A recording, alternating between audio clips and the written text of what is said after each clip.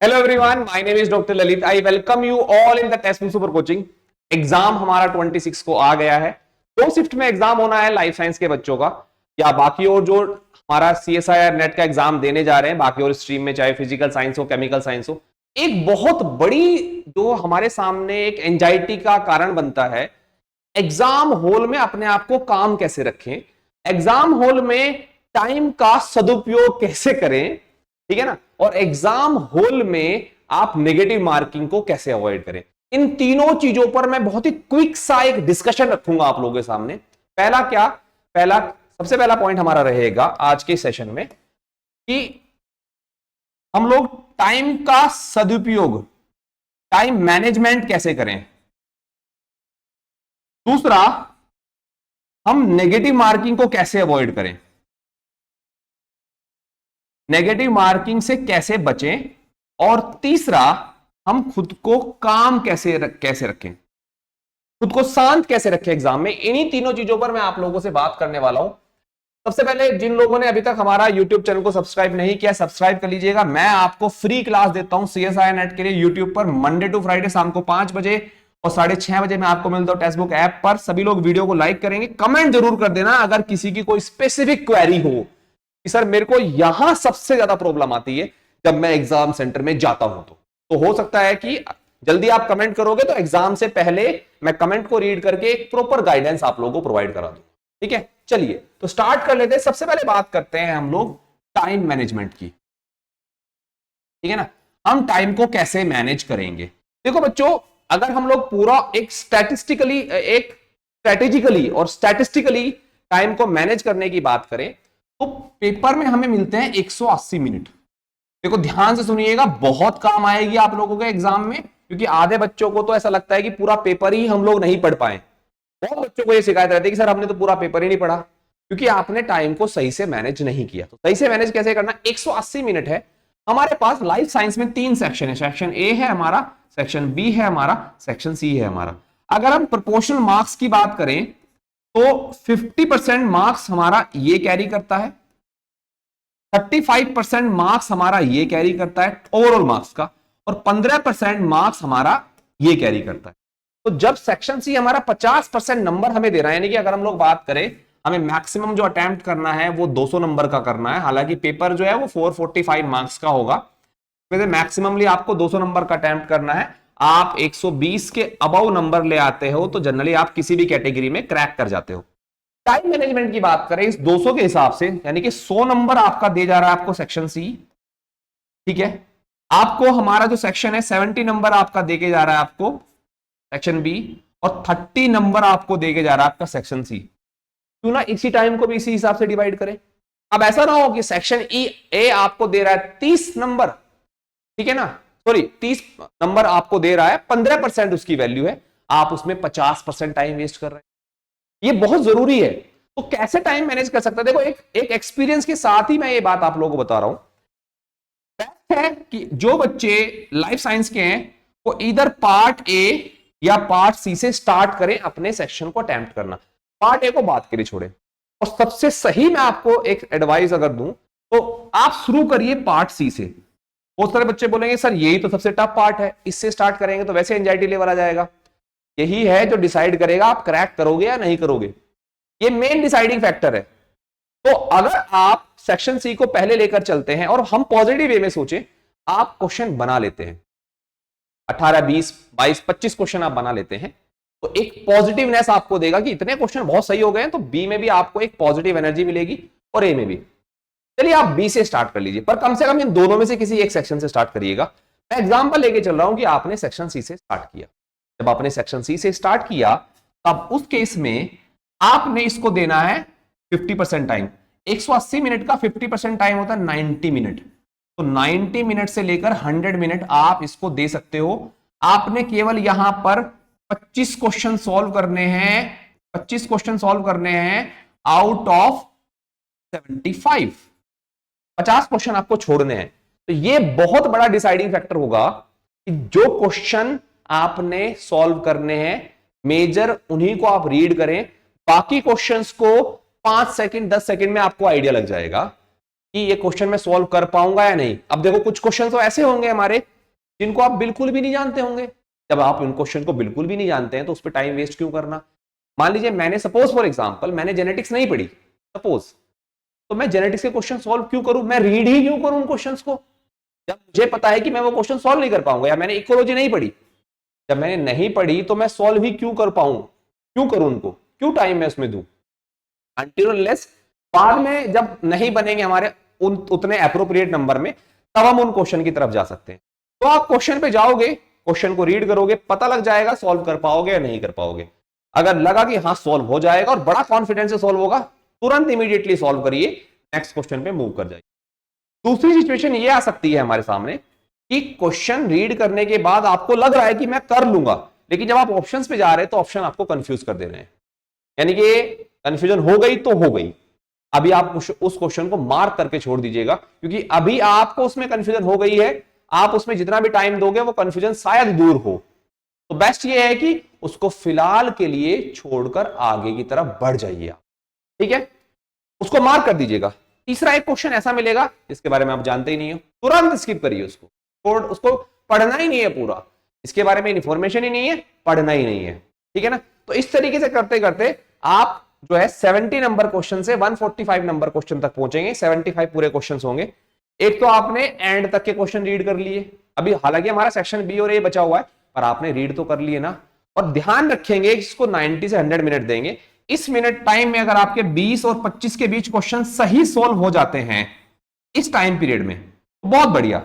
अगर कम सोल्व होते हैं तो फिर भी इस क्वेश्चन को, इस सेक्शन को अभी आप छोड़ दीजिए, क्योंकि आप इसको इसके लिए जितना टाइम था वो दे चुके हैं।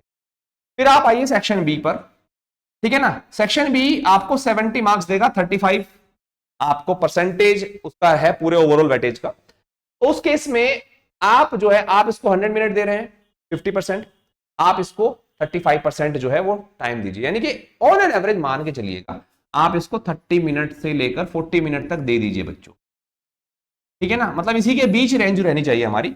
और आप देखोगे कि यहां पर आपके टोटल क्वेश्चन जो है वो कितने 50 है, जिसमें से आपने 35 सोल्व करने हैं।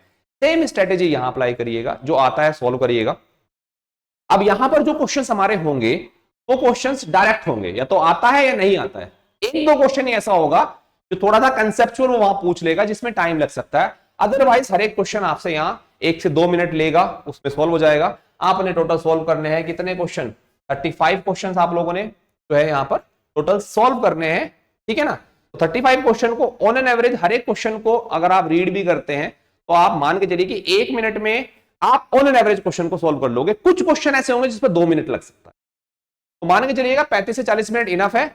और इस केस में भी आप उन क्वेश्चन को इमीडिएटली स्किप करिएगा जो क्वेश्चन आपसे नहीं बन रहे हैं। इतना टाइम देने के बाद में आपने मान लीजिए यहां 90 मिनट दिया, यहां आपने 30 मिनट दिया या 40 मिनट दिया, तो आप लोग जो है लगभग 130 मिनट दे चुके हैं या 140 मिनट मैक्सिमम दे चुके हैं। अभी भी आपके पास 40 मिनट के अराउंड बचा है। अब सेक्शन ए पर आइए, आप इस टाइम को बढ़ा सकते हैं, आप 50 मिनट भी इसको कर सकते हैं, ठीक है। मेरे हिसाब से तो इसको आप लोगों को मतलब 40 to 50 मिनट करना चाहिए, वो ज्यादा अच्छा रहेगा हमारे लिए, ठीक है ना। यानी कि लगभग आप 1.5 घंटा दे चुके हैं आप। अब आपके पास 30 मिनट बचिए। ए सेक्शन को बहुत ही शालीनता के साथ सॉल्व करिए, जो आ रहा है सॉल्व करिए, टाइम दीजिए। अगर ये भी जल्दी सॉल्व हो जाता है, क्योंकि यहाँ केवल 15 क्वेश्चन सॉल्व करने होते हैं। अगर आपके पास अब कुछ टाइम बचा है तो वो ऐसे क्रिटिकल क्वेश्चन जिनको आपने यहाँ मार्क किया था, जिनको अब आपको अटेम्प्ट करना चाहिए, कर सकते हैं।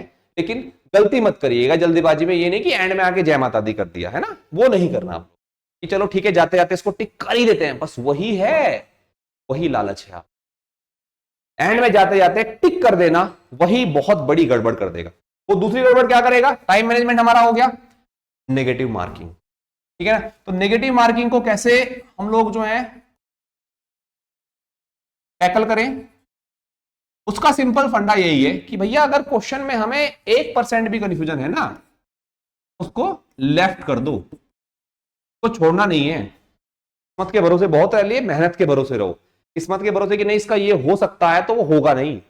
तो इसलिए नेगेटिव मार्किंग अवॉइड करने का सबसे बेस्ट यही है आप कि भैया अगर मैं इतना ही लकी होता तो शायद मैं जो है कुछ बड़ा या कुछ दूसरा काम कर रहा होता, या सिंपल समझो कि मेरे को सब करने की जरूरत ही ना पड़ती। मेरे पास इसके लिए कर रहे हैं, अर्निंग के लिए, रेपुटेशन के लिए। अब अंबानी के बेटे को थोड़ी ना इस सब की जरूरत है, उसके पास है ऑलरेडी। तो जो आपने गेन करना है वो मेहनत से गेन करना है। थोड़ा भी कंफ्यूजन है, जय माता दी, नहीं करना है, छोड़ देना, ठीक है ना। और इस तरीके से अगर आप पूरे क्वेश्चन को रीड करते हो तो भैया मिलेगा हमें। बहुत सारे क्वेश्चन ऐसे होंगे इसमें दो ऑप्शन तुम्हें ऐसे लग रहे होंगे कि यार ये तो सही है मेरे पास में, पर दो में मुझे कंफ्यूजन हो रही है, जबकि ऑप्शन में आपको 3 सही करने हैं या 4 सही करने हैं। रिस्क मत लीजिएगा, मत लीजिएगा, बिल्कुल भी मत लीजिएगा। आप देखोगे अगर सेक्शन सी में आप 20 क्वेश्चन भी सॉल्व कर रहे हो, सेक्शन बी में आप 18 से 20 क्वेश्चन भी सॉल्व कर रहे हो, पेपर आपका हो गया यहीं पर ही, ठीक है ना। वो जो आप एक्स्ट्रा अटेम्प्ट कर रहे हो जिसकी वजह से आपके माइनस में मार्क्स चले जा रहे हैं, वो नेगेटिव ही लेकर जाएंगे। अभी सेक्शन ए तो छोड़ ही दिया, उसमें भी अगर आप 10 क्वेश्चन या 5 या 10 क्वेश्चन कर ले रहे हो तो आराम से आप क्रैक कर जा रहे हो। तो जितना आता है उतना करिएगा। ये मत सोचिएगा कि यार मैं 200 नंबर का करके आ रहा हूं, 150 तो आ ही जाएंगे, 120 तो आ जाएंगे, नहीं आएंगे, ठीक है ना। तो जितना आता है, जितनी मेहनत की है, उसी के हिसाब से आप आंसर करिएगा अपना, बच्चों क्रैक भी करोगे। क्योंकि नेगेटिव मार्किंग एक दूसरा बड़ा मेजर फैक्टर है। दूसरा क्या, इसको पहला बोल सकते हैं हम लोग, ये सबसे पहला बड़ा फैक्टर है जो आपके एग्जाम को नहीं होने देगा। क्योंकि इतने नेगेटिव में आप कर जाओगे, आप सोचो, आपने प्रीवियसली अगर कोई एग्जाम दिया हो तो आप सोचना ध्यान से, अगर मैं वो नेगेटिव वाले क्वेश्चंस को हटा दूं तो मेरे बहुत अच्छे मार्क्स आ रहे हैं, हो सकता है कि मैं क्वालिफाइड भी कर रहा हूं। बात का ध्यान रखिएगा, काम रखिएगा अपने आप को। तीसरा पॉइंट हमारा है कैसे काम रखें आप, तो मैं यही बता देता हूं, स्लाइड चेंज करने की जरूरत नहीं है। देखो, पहली बात तो जब हम एग्जाम हॉल में जाते हैं और जब हम क्वेश्चन को सॉल्व करना स्टार्ट करते हैं तो एंजाइटी हमारी कब बढ़ती है, जब शुरुआत में हम 8-10 क्वेश्चन ऐसे देख ले जो सोल्व ही नहीं हो रहे हैं, एंजाइटी लेवल बढ़ने लगता है, स्ट्रेस आने लगता है। जो सबसे बड़ा कारण होता है ए सेक्शन है, क्योंकि ए सेक्शन आपका वो फेवरेट सेक्शन नहीं है, आपका सब्जेक्ट आपका फेवरेट है। भाई आप पीएचडी करना चाह रहे हो लाइफ साइंस में, तो लाइफ साइंस ही तो आपका टॉप सब्जेक्ट हुआ ना। तो सेक्शन बी और सी उसके लिए है, पहले उनसे स्टार्ट करो। और वहां पर भी अगर ऐसा हो रहा है कि शुरू के कुछ क्वेश्चन सॉल्व नहीं हो रहे, काम रखो। हो सकता है शुरू में वो सारे क्वेश्चन हो जो कंसेप्ट आपने नहीं पढ़े हो, आपके असली क्वेश्चन बाद में हो। मतलब हो सकता है कि आपको 70 नंबर से स्टार्ट किया, आपको 85-90 क्वेश्चन के बाद जो है आपके क्वेश्चन मिलना स्टार्ट करे। तो घबराना नहीं है कि शुरुआत में हो सकता है कि उन यूनिट के क्वेश्चंस हो जिनको आपने अच्छे से प्रिपेयर नहीं किया, लेकिन आपकी यूनिट के क्वेश्चंस भी तो है ना, हो सकता है वो बाद में हो। ये बहुत बड़ा फैक्टर होता है। बहुत सारे बच्चे क्या करते हैं, सेक्शन सी से या सेक्शन बी से स्टार्ट किया, उनके फेवरेट क्वेश्चन मिलते जा रहे हैं, यूनिट वाइज मिलते जा रहे हैं, सॉल्व करते जा रहे हैं, बहुत खुश हो रहे हैं, एंजाइटी बिल्कुल नहीं हो रही है। लेकिन वहीं एक बच्चे के पास ऐसा वो चला गया कोड या सीक्वेंस चला गया, शुरुआत में वो उसकी फेवरेट यूनिट के क्वेश्चंस नहीं है। बच्चों समझना इस चीज को, इसमें उसकी फेवरेट यूनिट के क्वेश्चंस नहीं है, वो बाद में है जरूर वो, पर वो बाद में है। तो उनके आने का वेट करिए, जो नहीं आ रहे छोड़ते चलिए। ये बहुत आपका एक तरीके से एंजाइटी को कम करने वाला होगा। मिलेंगे, मेहनत की है तो वो क्वेश्चंस भी मिलेंगे, शुरू में नहीं बाद में मिलेंगे, पर मिलेंगे जरूर, ठीक है ना। तो इसलिए सारे बच्चे जो हैं एटलीस्ट इस चीज को फॉलो करिएगा बच्चों, और ये बहुत हेल्प करेगा। ये मेरा टेलीग्राम चैनल है, ज्वाइन कर लीजिएगा, सर्च करके ज्वाइन कर सकते हैं। मैं सारी क्लास की पीडीएफ सब चीजें यहीं पर भेजता हूं। आप लोग जरूर आया करिए शाम को 6 बजे, 5 बजे मंडे टू फ्राइडे, और देखिएगा कितने शानदार कंसेप्ट आपको मिलते हैं। Thank you so much everyone and all the very best, ठीक है ना। काम रखिएगा, पेपर दीजिएगा, मेहनत की है वेस्ट नहीं जाएगी, बस विश्वास रखिएगा खुद में, क्वेश्चन पेपर भी हो। Thank you so much everyone.